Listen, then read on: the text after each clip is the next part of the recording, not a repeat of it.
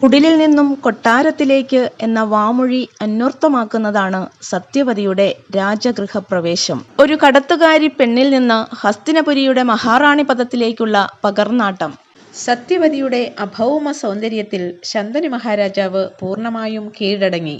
അതിനാൽ ഹസ്തിനപുരിക്ക് നഷ്ടമായതോ ദീർഘവീക്ഷണവും ഭരണനൈപുണ്യവും രണനിപുണതയും ഒന്നിച്ചിണങ്ങിയ ഒരു രാജാവിനെയായിരുന്നു, ദേവവ്രതൻ എന്ന ഭീഷ്മരെ. ശന്തനു മഹാരാജാവിൻ്റെയും ഗംഗാദേവിയുടെയും പുത്രനായ ഹസ്തിനപുരിയുടെ യഥാർത്ഥ പിൻഗാമിയായിരുന്ന ദേവവ്രതനായിരുന്നു ഹസ്തിനപുരി ഭരിച്ചിരുന്നതെങ്കിൽ മഹാഭാരത കഥ തന്നെ മാറിപ്പോകില്ലായിരുന്നു. ശന്തനു മഹാരാജാവിൻ്റെയും സത്യവതിയുടെയും സന്തോഷകരമായ ജീവിതനദി അനുസ്യൂതം പ്രവഹിച്ചുകൊണ്ടേയിരുന്നു.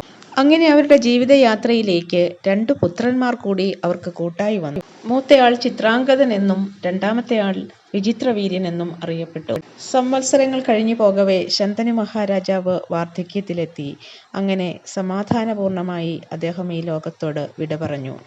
ശന്തനു മഹാരാജാവിന്റെ വിയോഗശേഷം അദ്ദേഹത്തിന് സത്യവതിയിൽ പിറന്ന ചിത്രാംഗദൻ രാജാവായി അഭിഷേകം ചെയ്യപ്പെട്ടു.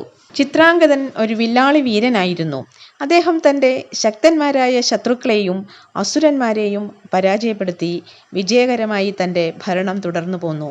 എന്നാൽ തൻ്റെ ശക്തിയിലും ഭരണ നൈപുണ്യത്തിലും അഹങ്കാരം പൂണ്ട ചിത്രാംഗദൻ ആരെയും വകവയ്ക്കാതെയായി.